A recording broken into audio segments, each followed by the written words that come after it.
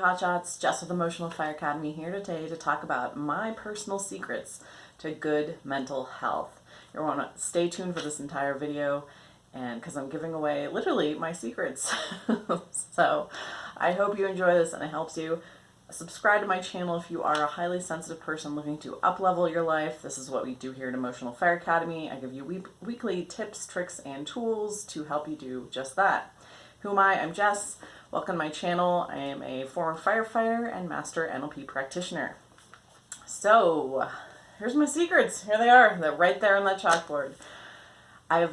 Some of this information I have never revealed in any of my videos for the year that I've had this channel, so I'm excited today to share this with you because I think a lot of this stuff can help you have your own breakthrough to good mental health. Now keep in mind that this is a journey I've been on for a very long time, and these are the things particularly in the last 2 years, so kind of looking back on the last 2 years, that really bumped me up to the next level. And so for me, I experienced, my mental health journey as a highly sensitive person in kind of increments, right? I would get to the next platform, I'd do one thing, get to the next place. And so these were the 3 biggest steps that I took up into where I am right now. So neurofeedback, number 1. Neurofeedback, when I first started, when I was I would say at one of my lowest points, a couple years ago, it was in the summertime, I had moved back in with my family. It was just a really, really hard time for me. I was really struggling emotionally. I would have constant, different emotions well up, primarily anger and sadness. Those were my 2 primary ones. And it just seemed out of control. I wasn't holding, I wasn't working at that time. I had just realized that I was at a point where something needed to change really, really badly. And I wasn't sure what it was. And so I made a list of things and I started going through them, and neurofeedback was one of the things I had read about online. And I rented a unit for a month, and wow, by a day 8, now mind you, I was trying it every day. I went and rented this unit and brought it home with me, and part of it is that you do it every day. At about day 8, I woke up into a state that I can only describe as nirvana, this sense of enlightenment, the sense of, wow, I understand everything. I get it. It makes sense.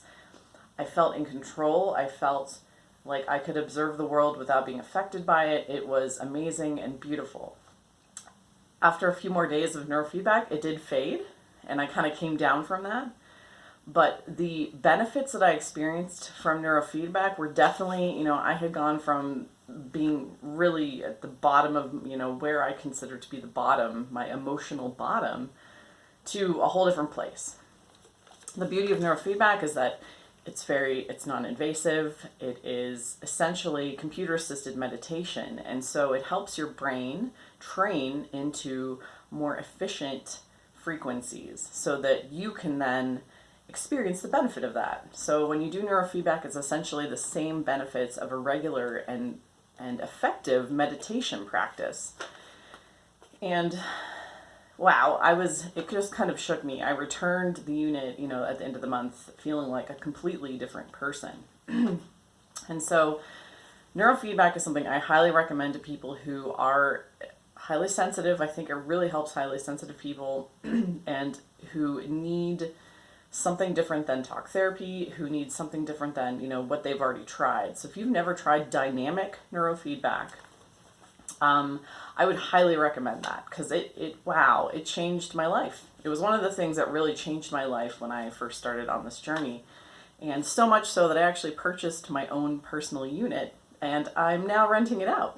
So if you are someone who is in the Denver area and you're watching this video, go ahead and if you're interested in trying neurofeedback, I'm renting the unit out on a monthly basis. You can try it for a month. If you mention this video, we get $200 off your first rental.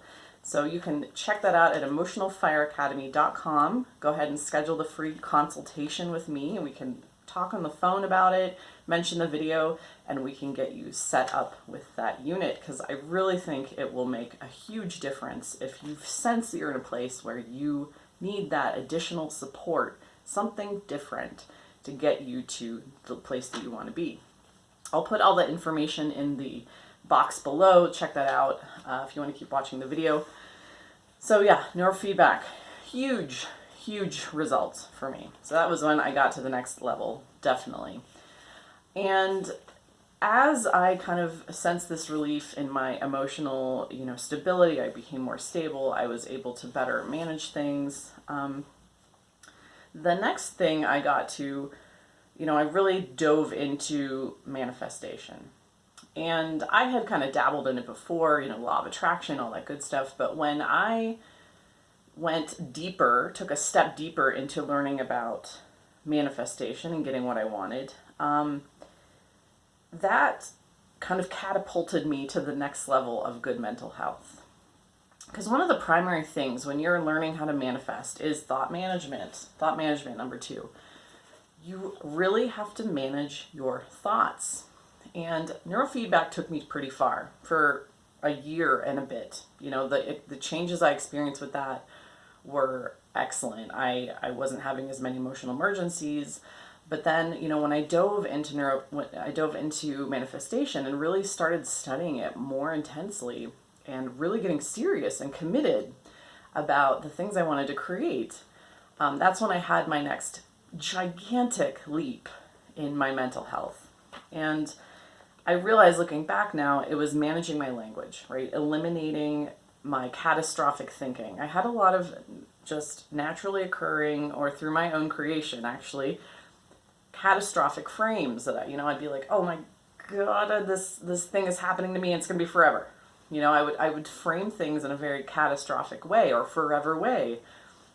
When really the reality is that, health isn't who we are, it's what we practice. It's just a choice. And so when I would frame things in this big forever way, I would have these big forever emotions that were so overwhelming. And so starting to manage my thoughts, starting to intentionally cull the thoughts that were not beneficial to me,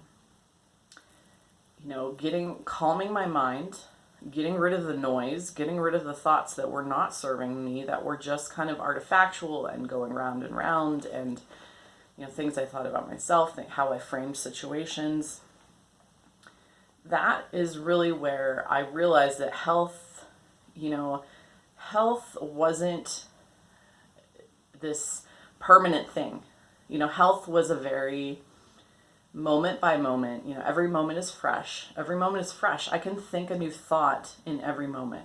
I can have one moment where I feel like the world is collapsing around me, and then the next moment I can think a different thought. And so thought management became these little micro adjustments that started to add up to a really big change in my mental health.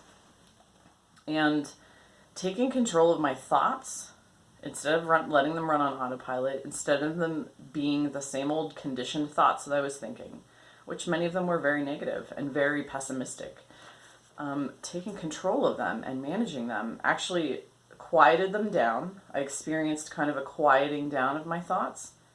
And then I realized before long, I was in total control of what I was thinking and what I was feeling.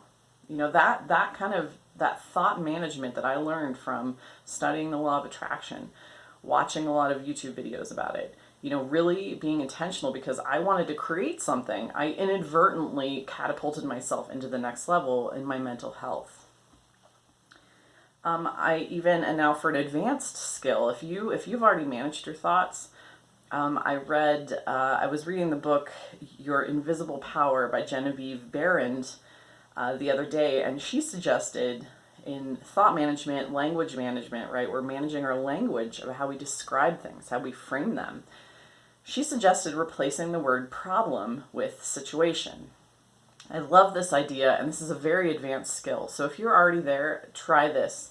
And I'm trying it right now actively. When you feel like you have a problem, replace it with the word situation. Frame it as situation. And Tony Robbins, I've heard him do this too.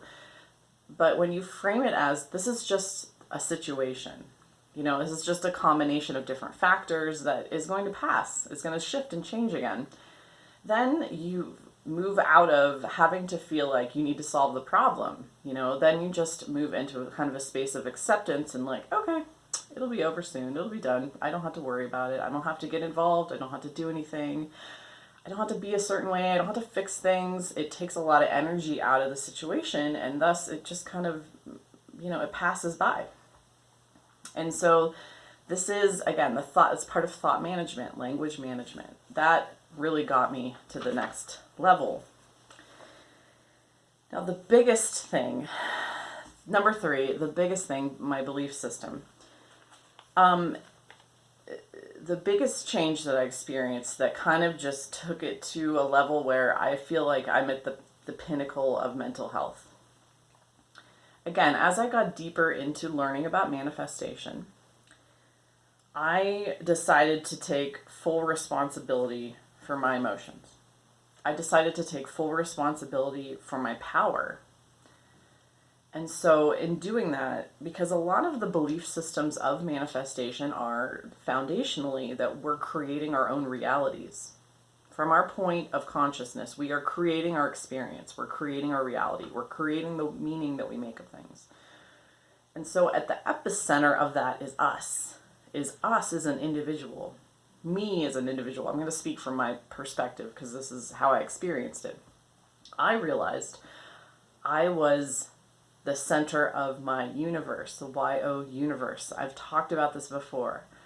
And really changing that belief system, that gave me back all of the control. Because if I'm sitting at the center of everything that I see, experience, feel, taste, touch, hear, smell, and controlling that experience through the meaning, through my attention, through my language, then I have no reason to ever lose control. Again, I have no reason to lose control ever again, because I can shift, if something doesn't feel good, if I have a negative emotion come up, I can shift the meaning, the interpretation, I can shift my attention away from it.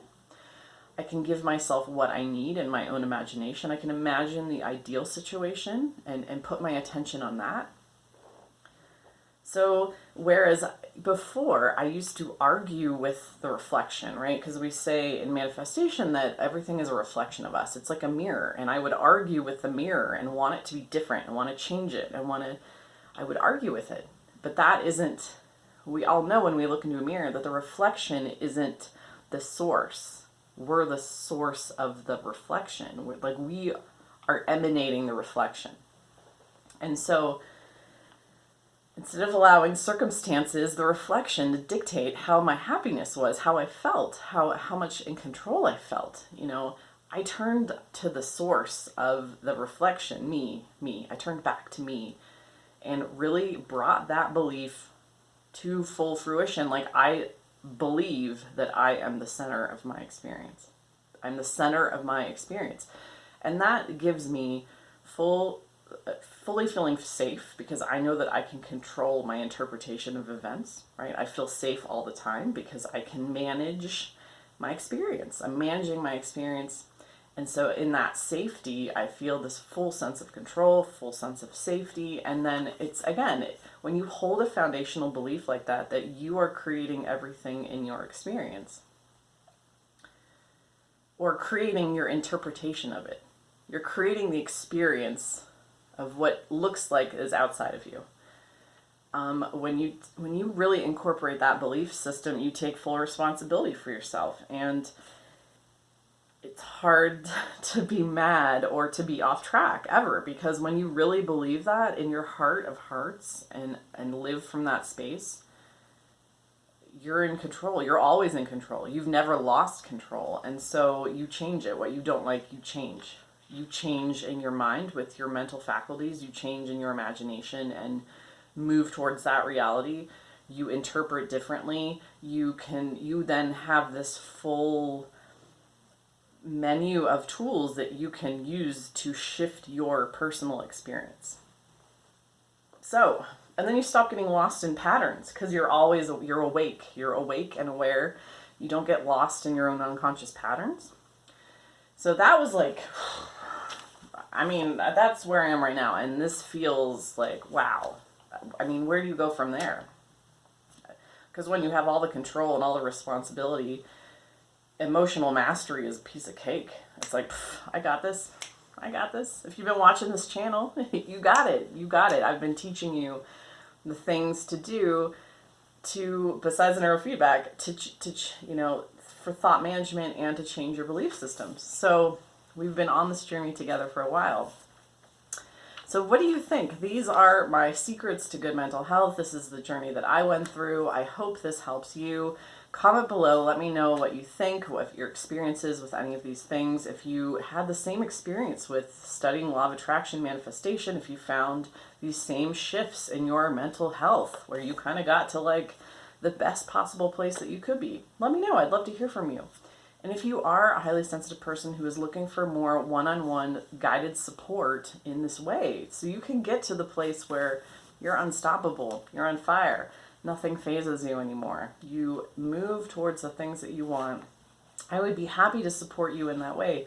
Reach out to me at my website, emotionalfireacademy.com. I have a 3-month program that does just that, my Flammable to Fireproof program, where we will take it from point A to whatever your point B is, whatever goal or vision that you have in your mind for your own mental health. So, and keep in mind, this is from an NLP perspective. So if you sense that you need something more, something additional, if you feel like you really need hardcore help, start with the neurofeedback. Always start with the neurofeedback. It is a good way to get your baseline raised quickly and easily and help your brain get to a more efficient place of functioning. So, hope this was helpful. Thanks for watching. Have a great day. Bye.